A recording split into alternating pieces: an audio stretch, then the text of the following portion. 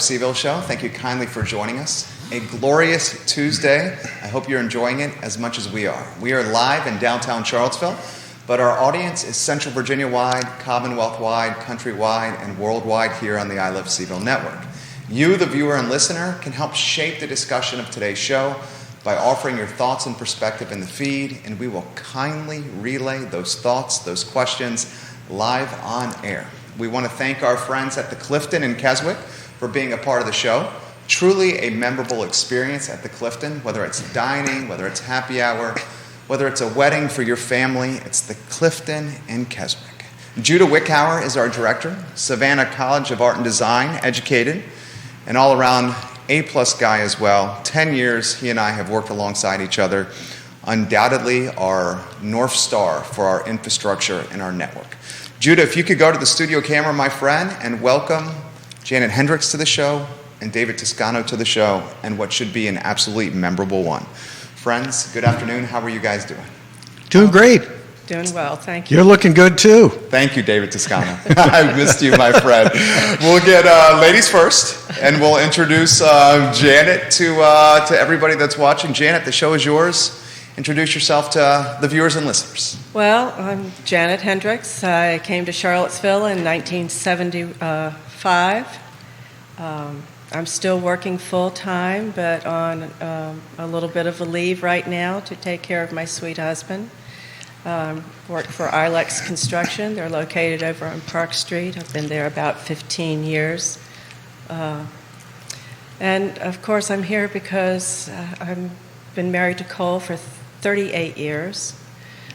Between us, we have 5 children, 5 significant others, 13 grandchildren, and 3 great-grandsons, the most recent born on Monday.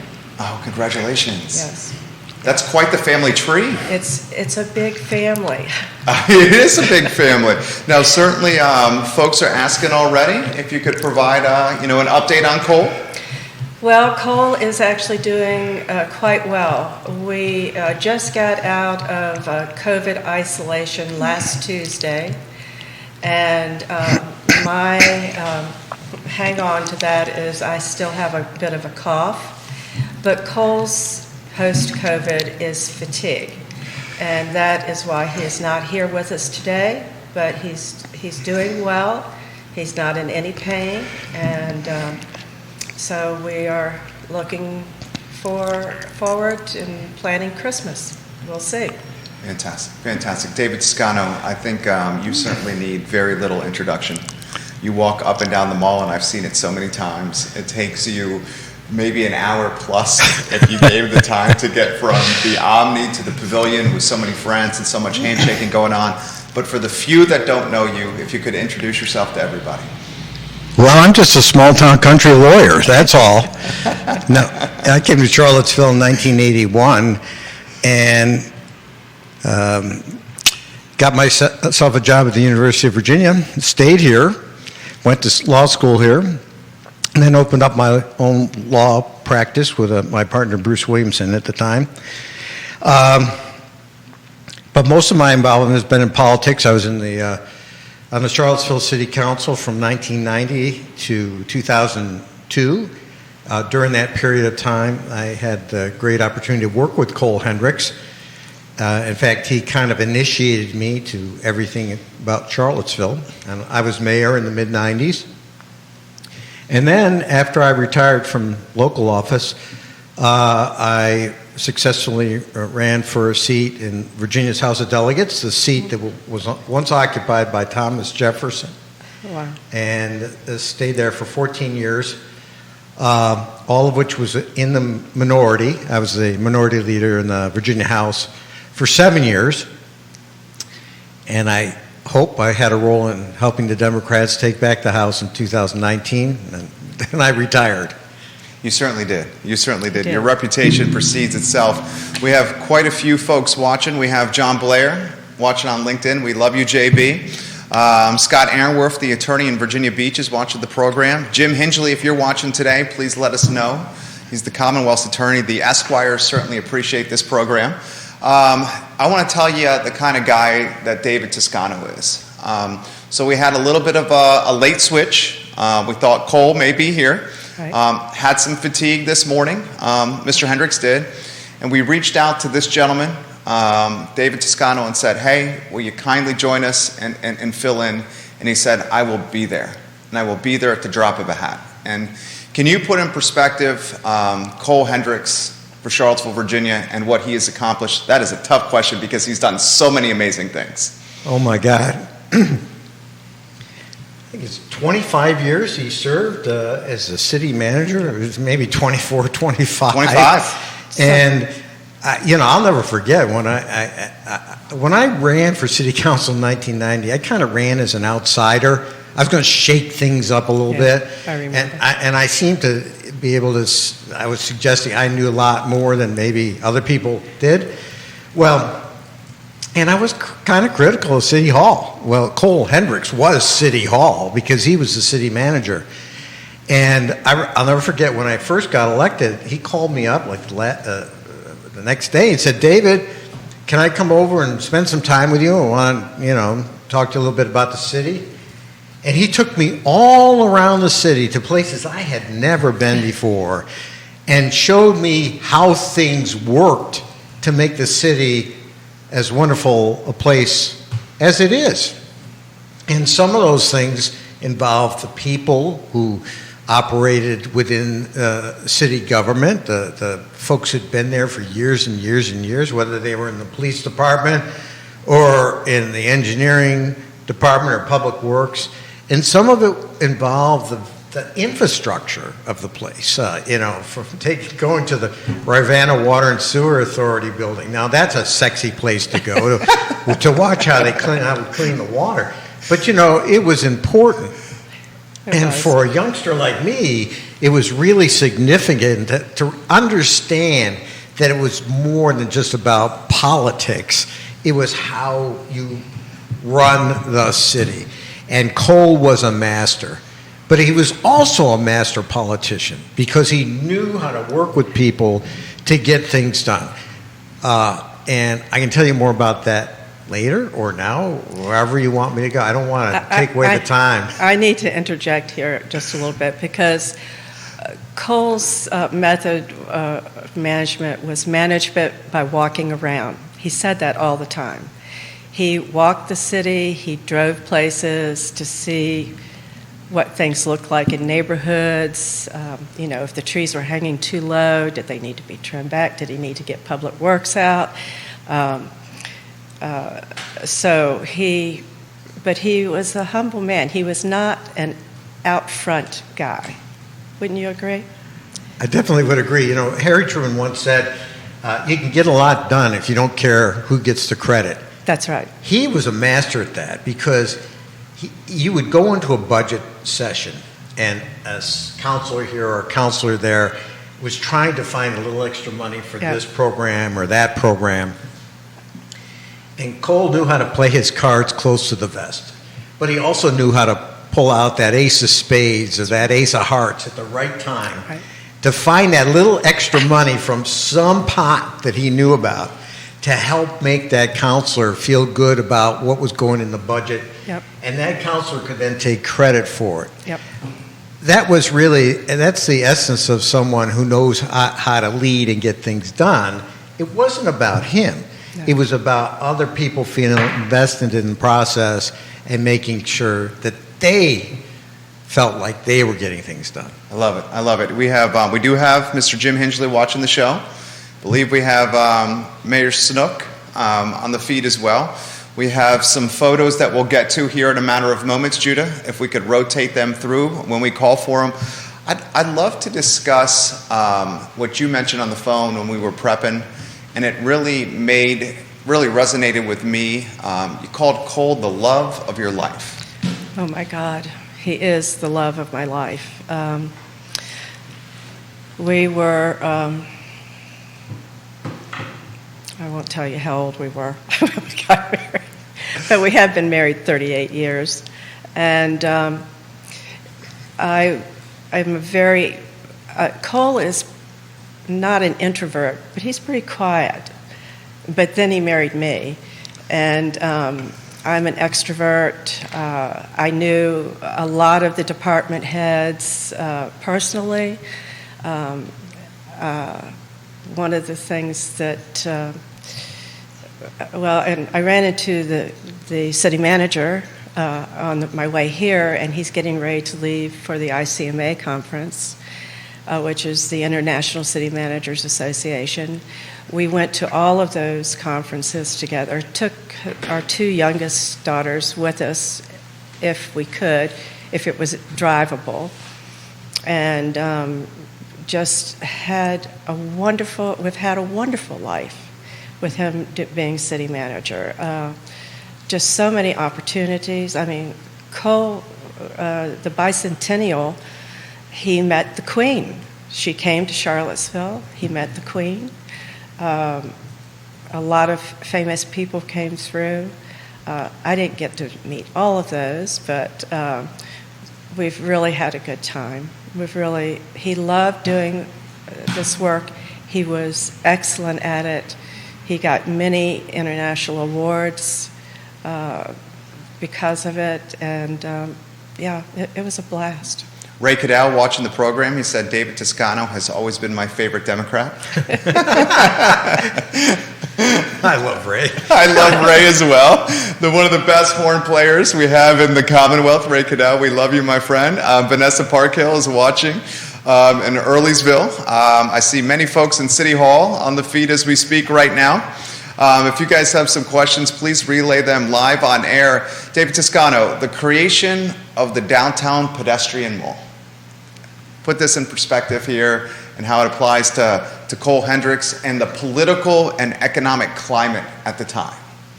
Well, I was not on city council at that time. That was 15 years before my time. Yeah. But I've heard plenty about the creation of the mall and how people like Cole and Satyendra Huja were involved in creating a space that they believed could be the heartbeat of Charlottesville.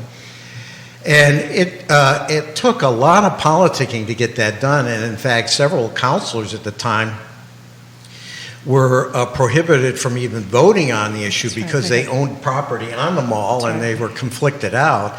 And it passed with, like 1 or 2 votes. But it was really significant in the long term. I mean, it took some time to get used to. And we lost a number of businesses along the way, but other businesses came in to take their places.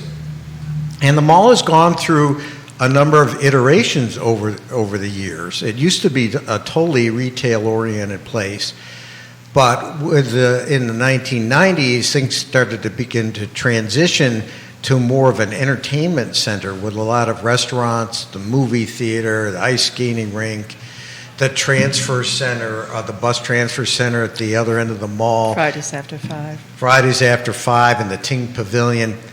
But, Cole, Huja, and the other leaders at the time set the stage for what became later really the center of everything here. And it requires constant vigilance. I mean, you have to make sure you pay attention to the people who make that place a special place. Yeah. And continue to frequent the mall so that it continues to thrive. One of those families watching now, the Finazzo family. Jen Finazzo, Sal's Cafe Italia. We love that Italian restaurant and what that family has done with really driving positivity for the downtown Charlottesville corridor. Zack Hendricks watching the program. If memory serves correctly, while I was a reporter for the Daily Progress, he was a standout baseball player at Albemarle High School. Played for Greg Maynard at Albemarle High School. Zack Hendricks, the name still brings back fantastic memories of you on the diamond, sir. Let's get Janet in the mix here. The downtown mall, if you could just give us the flip book here. Someone like me, whose business is so tied to the downtown mall, I love hearing the history. Well, it took a lot to get the merchants to sign on to it. They were so afraid that they would lose their business. The young men's shop, he was a holdout. But the men that were working for him were for it, and who finally owned it. But it was tough, and Hovey Dabney was president of one of the banks, and was a real mover and shaker in Charlottesville. And Cole took the one person that could not decide to Hovey and told Hovey, you have to convince this person whether the mall is a good idea or not. And that was the vote that did it. So it was a real collaboration with the banks, the businesses, and Cole just staying on top of it. And it was one of the best things that's happened to Charlottesville. I mean, it's one of the most successful downtown malls in the country. The architect behind the downtown mall in Charlottesville, the same behind the Pedestrian Mall in Boulder, Colorado, right. And undoubtedly one of our crown jewels here in the city of Charlottesville. Can you put in perspective for us the transition from where it was to a pedestrian mall? I mean, because this didn't happen overnight. No, it did not, and it was a main street. I mean, cars, traffic, both ways. And to take that out was very frightening for a lot of the merchants.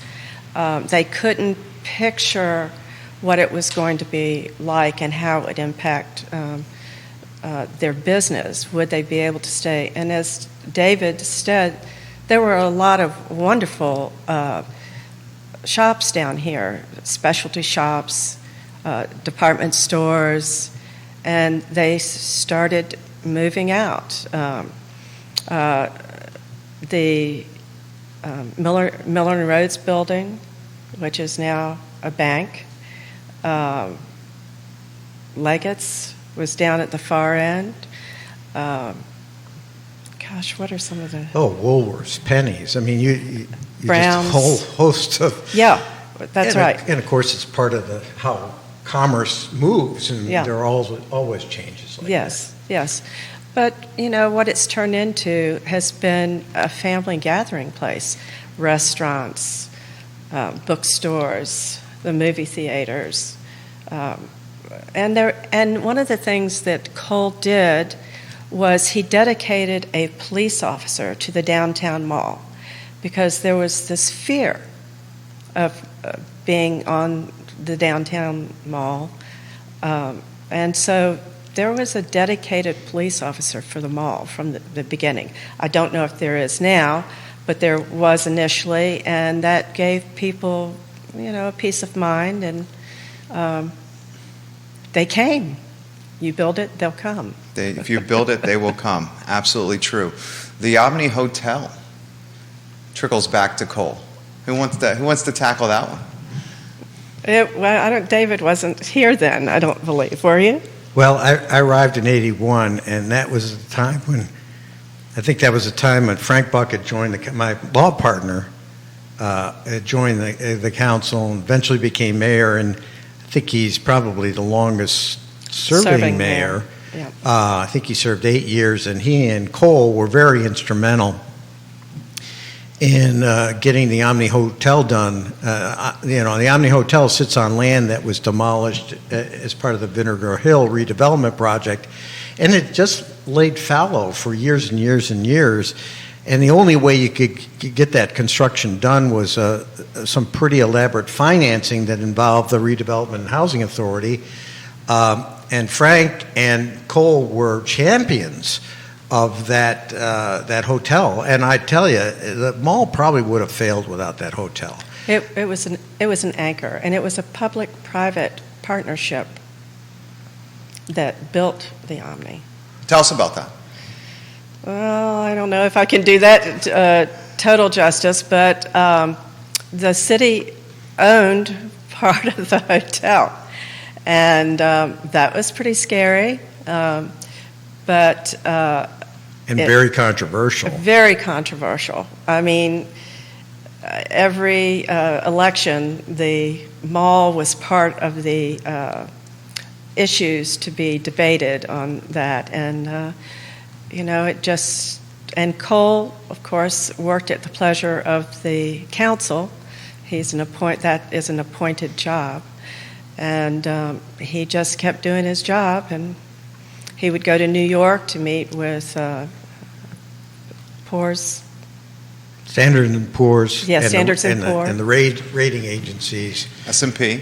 Right. Yes. Because the city had to back some of the bonding that I think it ran through the Charlottesville Redevelopment Housing Authority, I if think my that's right. memory serves me correctly. We'll go with that. And, and people claimed that the city would never get its money back. Eventually, the city did get its Yes. money back, and now it's in private hands. Exactly. And that's the way it's supposed to work. Exactly.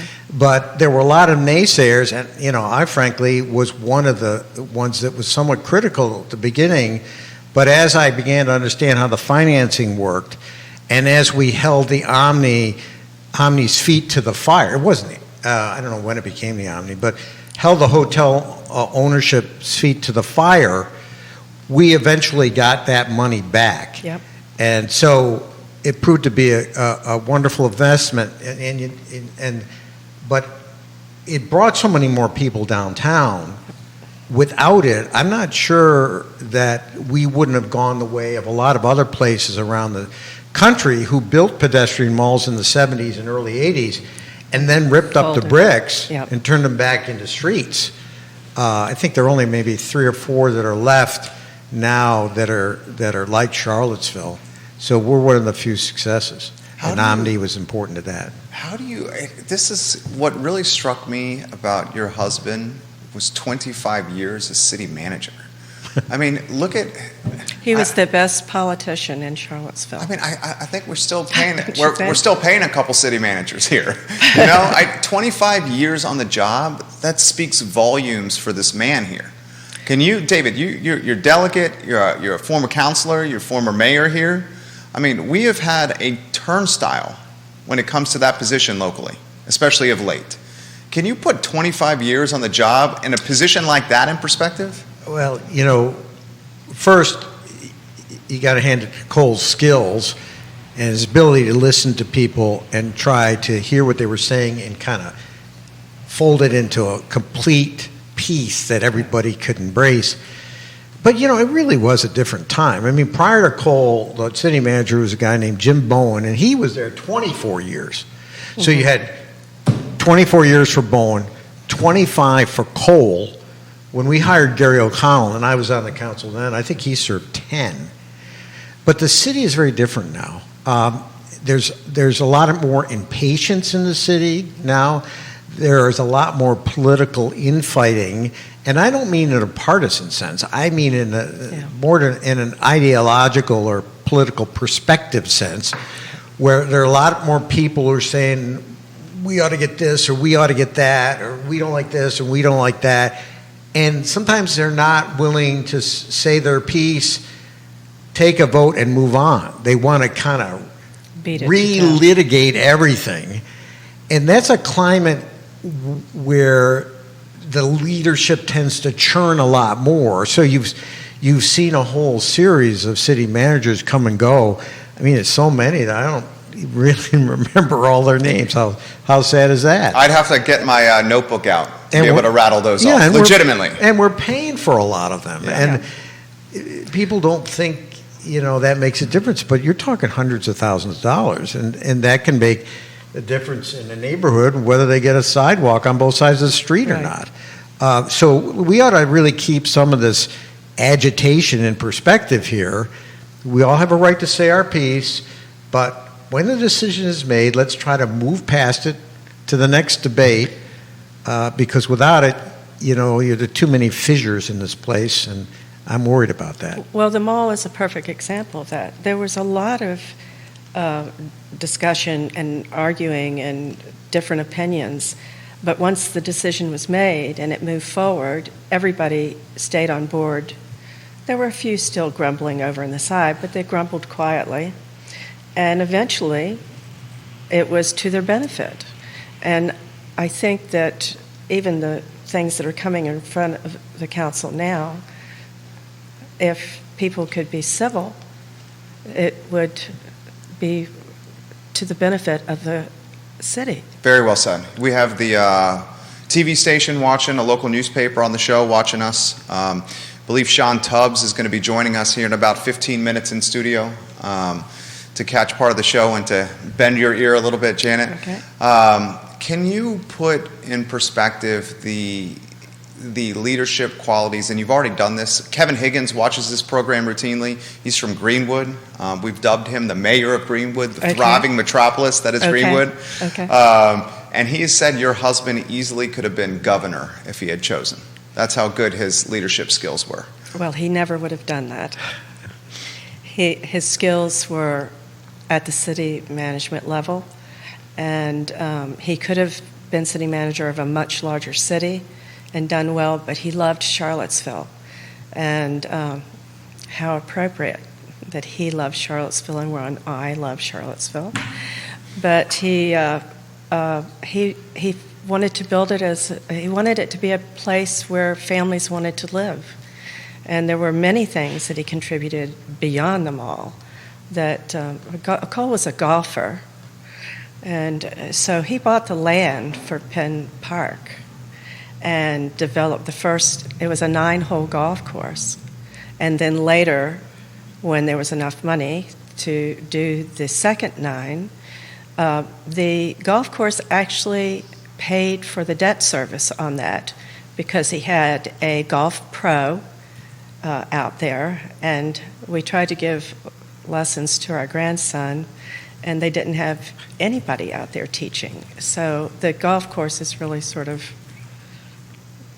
gone by the wayside, which many community golf courses are just not well maintained. I don't know.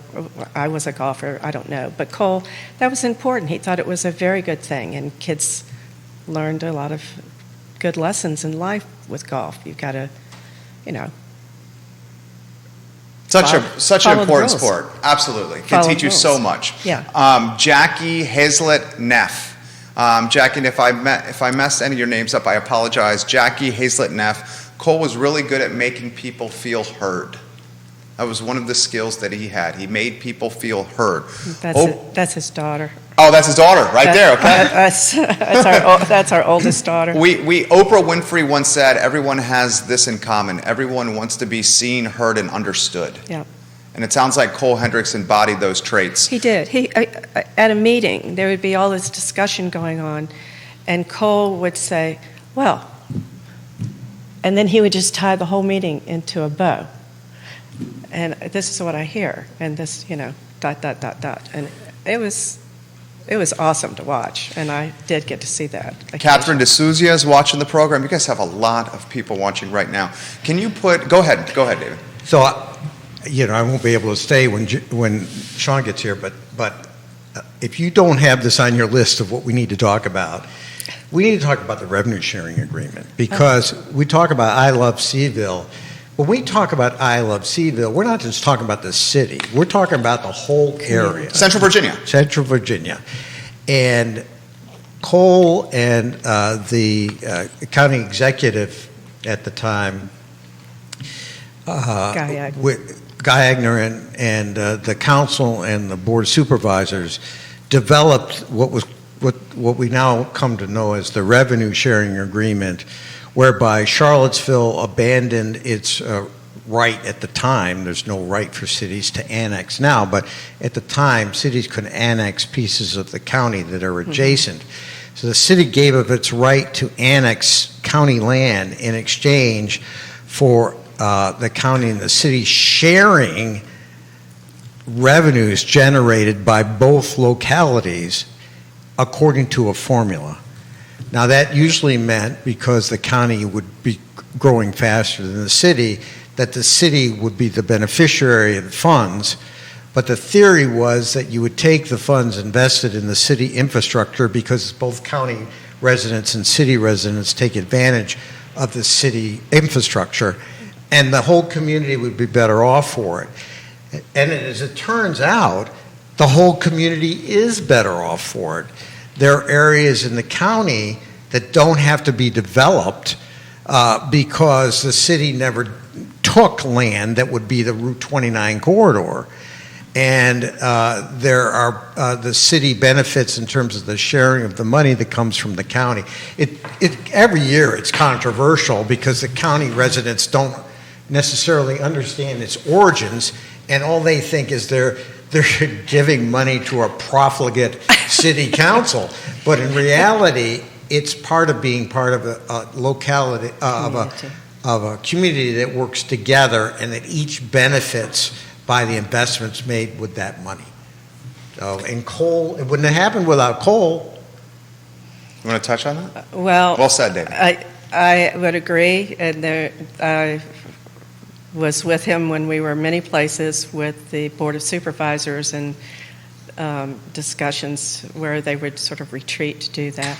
But in that same sense of community, there was the university. The university is not necessarily the third leg of the stool, but really Cole, Guy Agner, and Leonard Sandridge met regularly to discuss the needs of the community. And can you talk more about, do you know about that? Well, I like that. Look at the broadcaster right there, Janet. That was nice. Well, it was Bob Tucker also. That's right, Bob Tucker. He was a very significant player in all of that. God, yes. The county executive, Leonard Sandridge, John Castine, a whole host of people who were within the university. And they developed a plan whereby they would exchange information about how the university was developing and how that would affect both the city and the county.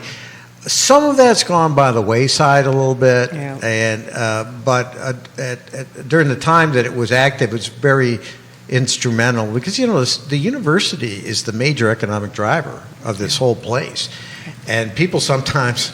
They're so critical to the university, they forget what this place would look like without the University of Virginia. Bravo. The university has a long way to go to make amends for some of the things that have happened in the past, but we shouldn't lose sight of the fact that it's been the source of jobs for lots of people in this community, not to mention all the intellectual firepower that comes here. Absolutely. With the people who teach there. Questions have come in for both of you guys. We have comments as well. So Bellamy Brown's watching the show, friend of the program. He said Cole's a fantastic man. He was gracious enough to give me some of his time when I was running for city council. He did. Bellamy Brown, we certainly appreciate you very much, sir. We have questions for David and Janet alike. This is from Grayson, who's a University of Virginia graduate who lives in Belmont now. Can you please ask Mrs. Hendricks and Mr. Toscano about Cole's impact, Mr. Hendricks' impact on the police department and the fire departments? Well, one of the reasons Cole was hired as city manager here was actually for the police department, which was in not very good shape. Gee, I don't know what that looks like. We currently have 27% of the department vacant here in Charlottesville. Well, it was in bad shape when he came. And he came from a police. He worked in Kansas City. Oh, I'm going to lose that. But at any rate, he was involved in police management and stuff. So that was one of the reasons he was brought here. And they did a big search for a new police chief, and Deke Bowen, who is a local guy, but he had been in New York. He had been and moved back to Charlottesville. He has a family home here. And one of the candidates says, I don't know, why you're looking everywhere. You've got the best candidate right here in Deke Bowen. And Cole hired Deke. Julian Talaferro was the fire chief. The fire department always wanted to do a union, and Cole just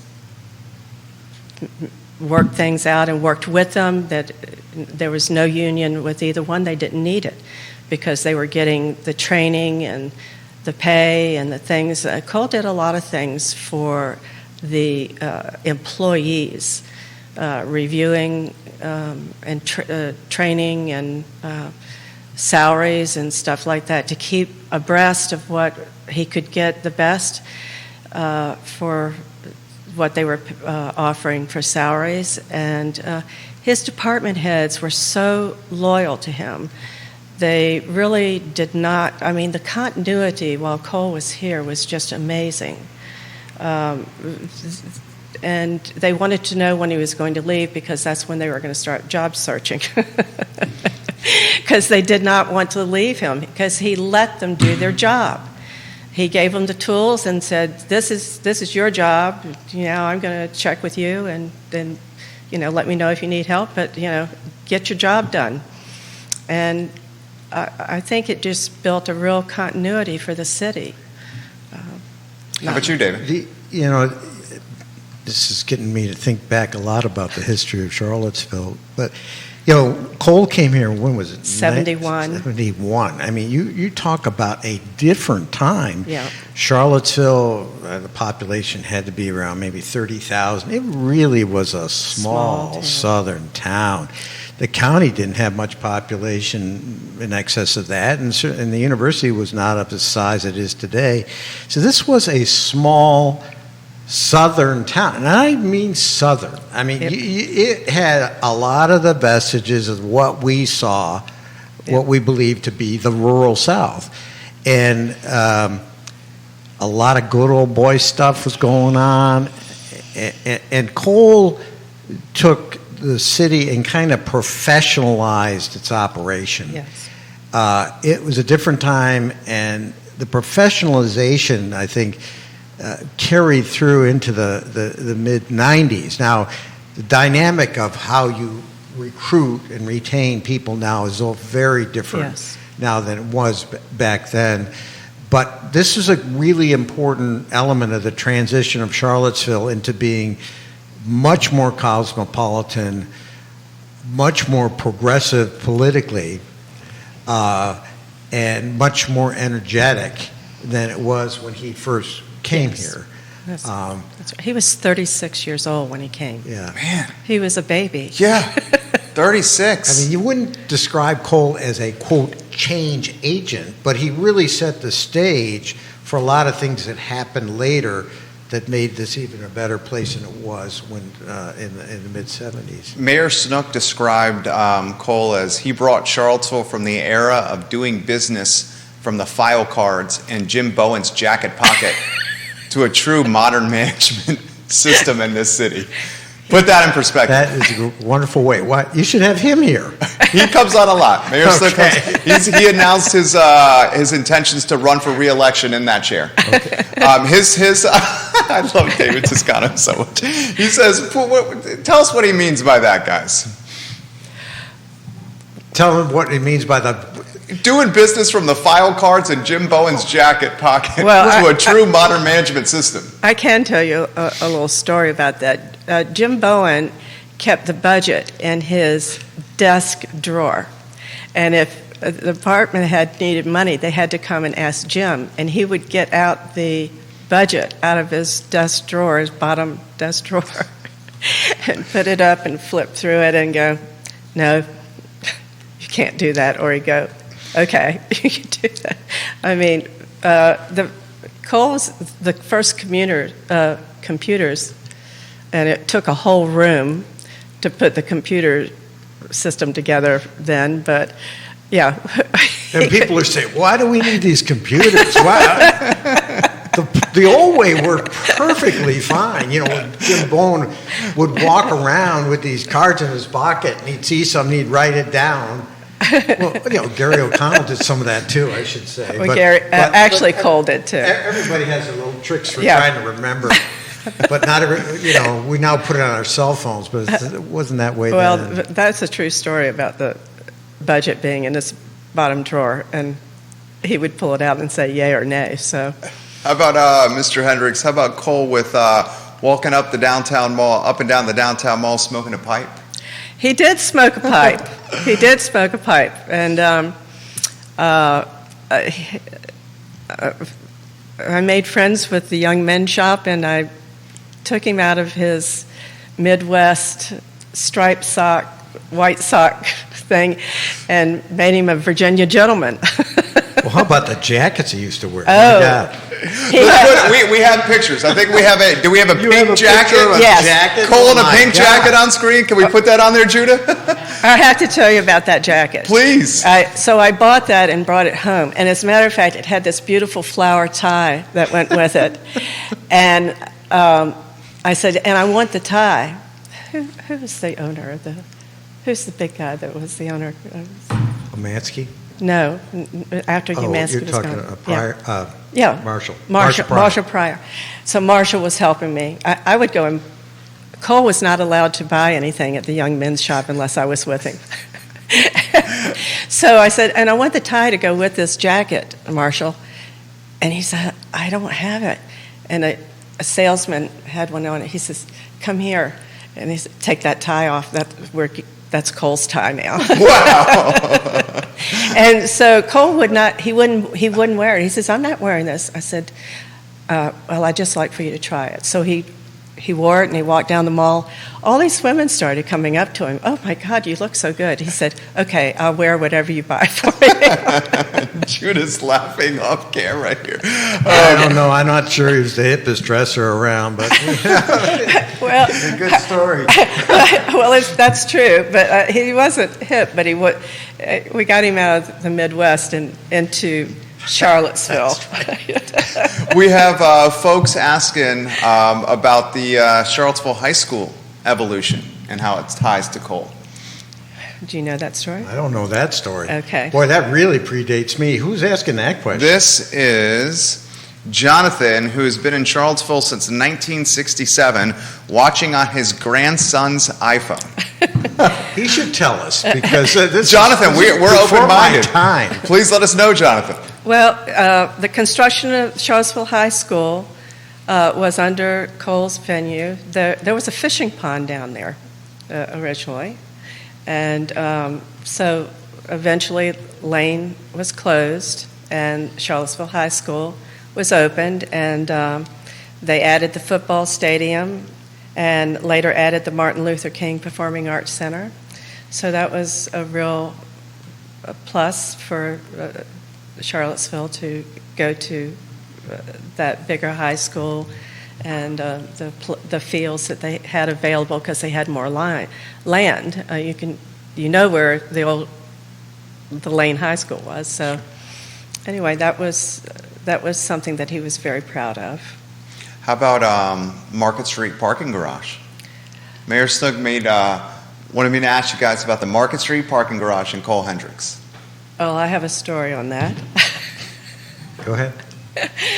So the number of floors, what they estimated the growth and stuff for, and Cole kept going, we're gonna add one more level. We're gonna add one more level, which stretched it because, of course, the consultants were saying this is all we needed, and he says, no, we're adding one more level. Well, thank God we did that because then we had to go over to Water Street and build a garage over there. But so the Market Street is one extra floor because of Cole. Market Street parking garage. Public transportation system, the bus system. Yes, Cole did start that. I was not married to him then, but and I'm not sure. I guess it was mostly cabs and stuff, but he did put in the public bus system. By the time I came along, Helen Poore was the director, so that was pretty progressive, having a woman running department head then. Good for Cole. He actually he had a lot of women department heads. Yeah, and that's another indication of how this city became transformed. Because a rural area, no public transportation. And then, of course, Helen was there, and she was there for a long, long time. Judy Mueller, who was Director of Public Works, was there for a long, long time. And both of them, crackerjack administrators and well-liked by their peers and people in the community. And Linda Peacock was actively involved in budget management. And there are a whole host of women that were hired during Cole's term. Yep.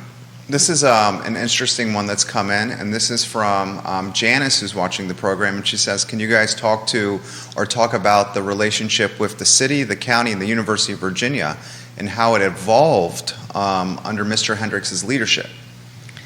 Well, we touched on that a little bit before. Every time the university bought land, it took something off the tax rolls.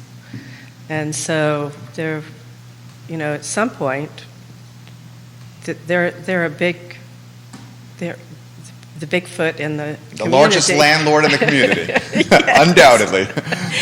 So it was really important that there was good dialogue between them, and Bob Tucker was a very instrumental part of that. He's a great guy. We still are very close with them. We've traveled with them, but I can't give any specifics on that, but I just know that it was very important that because they were,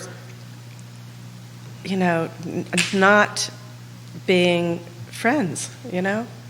They had to have dialogue to be able to understand each other better, and that really added to the community, that there was good communication between the three big dogs. Yeah, and think about these. It's funny, the things that people take for granted, they don't even think about. What Janet was mentioning is that because the university would take things off the tax rolls, nobody wanted the university to do any development whatsoever. So a couple things happened. One is the university came up with this vehicle by which they would acquire land not in the university's name. They acquired it through a foundation, Exactly. and they could make payments to the city, quote, in lieu of taxes. So the university was indirectly paying into the city. The other thing is, and I'm not sure whether Cole did this or Gary O'Connell, but at some point the city and the county came up with an agreement for the city for the university to reimburse the city monies for fire services. That was during Cole. And that was a big deal because, we're running fire trucks out to the university, and lots of times there were lots of false alarms and things. So the university decided that they would kick in some money for that. But there's one thing that people drive by, one place people drive by a lot, and they never think about the history of this, and that's the university hospital. People don't realize this, but during Cole's tenure, the university was considering relocating the hospital out in the county near the intersection of 20 South and I-64. Taking the whole shebang and moving it out there. Now you look what has happened since they decided to stay in Charlottesville. Arguably the epicenter of employment, right there. Yes, I mean, that is probably the one biggest decision that was made to shore up the economic vitality of the city, and most people don't even think about it. Very well said. Totally forgot about that. That's absolutely true. And that was because people had a good relationship. Exactly. The decision makers at the university and the decision makers in the county and the city had good relationships because they could have very easily walked, and with that you suck all of the air out of West Main Street and all the surrounding areas. Right. And they're not going to move the hospital now. No, I'll the tell you hospital's that. not moving out. Kevin Yancey in Waynesboro says, boom, there it is. And thank you for identifying that, David Toscano. How about this question? And this has come from, and he says, UVA purchased the old Blue Ridge Hospital. Yeah. On the feed. The viewers and listeners are quite smart on this show here. Cannot Good. get one by the viewers and listeners. So throw this to you guys here. Multiple folks are asking, more than I can count here on the feed, how you guys would characterize, you can go anywhere you want here, the economic, political climate, the brand that is Charlottesville now, versus say David, when you were on council, when you were mayor, when Cole was 25 years on the job as city manager. You want to start with that one, David? It's all yours, David. Well, of course, when I was mayor, it was the best city in the entire country. What can I say? Yeah, absolutely. No, I'm just kidding. I think the brand has been tarnished a little bit in the aftermath of August of a couple of years ago. I think lots of people have a lot of love for the city who live here. The university is still strong. I think the other day it was ranked number 3 public university in the country, within the top 25 among all universities in the country. And as long as the university keeps its status, I think the city will certainly do fine. I think we are recovering a bit from the aftermath of those August events. And certainly we have a lot of work to do in terms of addressing really key problems in terms of inequality in the city. But we have really good leaders who are trying to work on that now. And Lloyd's on; he can chime in. Absolutely. Because I haven't not really been all that involved in city affairs except sort of watching from afar. But my sense is that they're sort of getting it together a little bit, and I think it's going to bode well for the future. What do you think, Janet? Please, please, please let it bode well for the city. I mean, people have walked up to Cole over the past so many years and say, would you please come back? And They don't say that to me. David, I think if you chose to run for council, you'd have a pretty excellent shot at winning, my friend. A pretty excellent shot. I'm not so sure. Things have changed a lot. And well, since Cole wasn't elected, he would have to be brought in. But, employees, citizens, just could you please come back? And of course, he wouldn't. He has reached out to every city manager that has been hired, and offered to meet with them, share any wisdom that he could impart, help them with a problem, and has rarely, if ever, been taken up on it. But Cole was trained as a city manager. He went to Kansas University, and they have one of the premier city management programs. It's called CUSAMATS. It stands for something. I have no idea what it stands for. But he did internships and had to come back to the school and critiqued and all of that. So he was a professional city manager when he came. And I don't know, the gentleman... Michael Rogers. Yes. He's the consultant. Yes. Too bad. You were impressed with him? I just met him. He was on the ICMA board, and he is, I guess, the acting city manager now? Yes, he's a consultant. Okay. They just renewed him for another 6 months. Good. And the hope is maybe early next year, perhaps before... 3 seats are up on council, the decision will be made for a permanent city manager. Yeah, we aren't following that close. It's very painful. So, Jerry, if I could, I'll play Cole Hendricks here for a minute. Okay, because good. I think, if he, I hope, Cole, you don't mind this, but, if he were advising people, independent of what a lot of us have said, that we have to figure out a way to talk to each other better and listen to each other, and then move past after decisions are made. I think he'd probably say, look, I think we need a little cleaning up in the city here. I mean, I think I look around and some neighborhoods have those alligator tracks in their asphalt. I think we need more repaving. I think we need more trees. I think we need to sweep the streets a little bit more. I think we need some better sidewalks. I mean, we have been focused diligently on some things that we need to address: affordable housing, inequality, and those things. But we can't lose track of the fact that one of the things that's nice about Charlottesville that is so beautiful, and that's what helps us all build camaraderie as citizens of the place. And so you can't maintain that without investing in those streets, in those sidewalks, in those trees, in those neighborhoods. So, Lloyd, if you're listening, put more money in the budget for infrastructure. Well, Bravo. And I'll come right back to the way Cole did that was management by walking around. He would see those things that would come out of his pocket. It would go on the thing, and he would call Public Works, I want somebody down here doing this tomorrow. So he didn't wait till it was falling apart.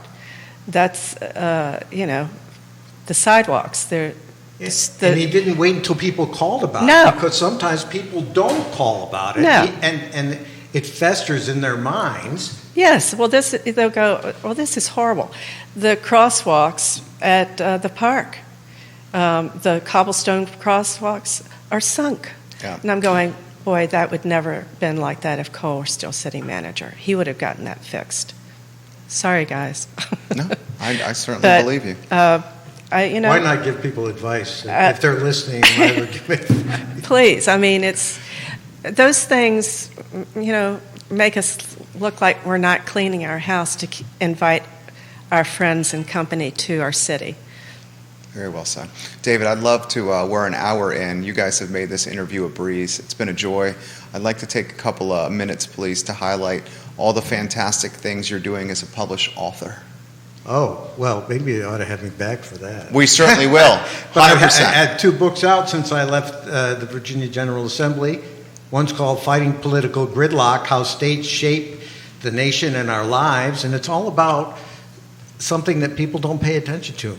What's happening in state governments around the country and how it influences how people get elected to Congress, whether you can vote or not, under what conditions you can vote, what your educational system looks like, how many people are incarcerated and for how long, what your economic development programs look like and how jobs are created, how you're going to attack climate change. All of those things are in that book, and it's about all different states, not just Virginia. The second book is called Bellwether, Virginia's Political Transformation 2006 to 2020. And that's all about a book, that's all about how Virginia, which was a ruby red state when I came into office in 2006, now has become almost reliably blue. Now, there are Republicans in statewide control now, but I think that's sort of an anomaly.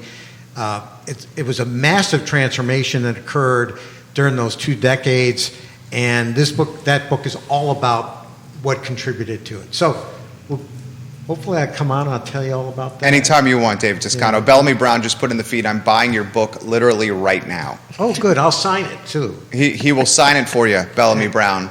We can set up that interview and a little book signing for you post-interview on Bellamy Brown. I'd like to close with this, because I think you're going to see what I felt over the phone with prepping for this interview with you, of how much you love and adore this man. I do. Judah, if you could put on screen the photo of Janet and Cole, and you will see just this palpable and tangible love just resonating through this picture. And once that photo is on screen for a little bit, I'd like to go back on a one shot here to Janet, because I think you're going to see the same feelings here, and I'm seeing them already on your face. I know the time of late has been challenging. It has. This man, the love of your life. Don't make me cry here. Put that love, please, in perspective for everybody. Well, it's been a partnership from the beginning. We have done things together, not that we haven't had our own interests, but particularly when he was a city manager and when he was working up at the university as an associate vice president. The two of us make one person. We're two halves of one person. We're just that close. And he has, I don't know, just broadened my life, given me so many opportunities that his work has opened up, but I put a smile on his face, and that's my goal every day, to put a smile on his face. And he's doing well. I don't want people to be horribly concerned. We're just in a different stage now, and we're walking this stage together, hand in hand. We will make it through. We will make it through. We're making plans for Christmas, so he's He's good right now. He's not in any pain, thank God. Hospice is being wonderful. They have I feel like they've just surrounded us with a cloak of love. The children have been wonderful. And we are at peace. We're at peace where we are. So I hope that people will come out to see Cole, call me. He loves to have visitors. He, come out for an hour. He loves reminiscing about the city. He meets with Deke Bowen, and they fix all the problems of the city every time they come together. And recently, his very first assistant city manager that he hired, oh my God, his name is going to escape me, just came out to see him yesterday, along with Roger Wiley. You remember Roger? Bern Ewert. Thank you very much, Janet, going through the Rolodex. So that he was the very first assistant city manager that Cole hired, and they both came out to thank him for bringing them along and the experience they had with him. And so if you've been a close friend of Cole's or if you've been a work colleague, call me. I'll set up a time for you to see him, and he would love to see you. This interview has been amazing. Just an amazing interview. You've been great. A perfect way to close with this comment from Kevin Higgins. Mr. Hendricks worked as a city manager, and he put Charlottesville in a position to get us through the past few years. I'm talking the last few years here in town. He put this town in a position of strength that has gotten this town, one we all love, through this tough time. Well said, Kevin. That's perfect. Do we have Mr. Tubbs outside, Judah? Sean Tubbs outside to bend Janet's ear, the fantastic reporter. Thanks. You so guys much. are awesome. I wanna highlight this, and it speaks to the man that David Toscano is. We texted him this morning and said, "Can you come in here and help us with this interview?" And he came here and he helped us with this interview, despite a lunch and a busy schedule. So David Toscano deserves significant accolades for everything he has done. Buy that book. We will certainly get him back on the show for an entire interview. Janet, you are just a fantastic representation of your family and of Cole. Thank you. I'm truly grateful to have met you, and I thank Mayor Snook for making that introduction. And I look forward to continuing the relationship with you as well. Thank you very much, Jerry. Thank you. I appreciate being here. Our pleasure. Absolutely our pleasure. For those that are asking, the entire interview archived on ilovecville.com, and I think the attorney, do you have anything else you want to offer there? No, you're good? So, hello, and we'll be talking. We'll be talking. Okay. All right. The full interview on ilovecville.com. Thank you kindly for joining us. We will see you guys tomorrow at 12:30 p.m. Take care. Tell us when the mics are off. They will be off here very shortly.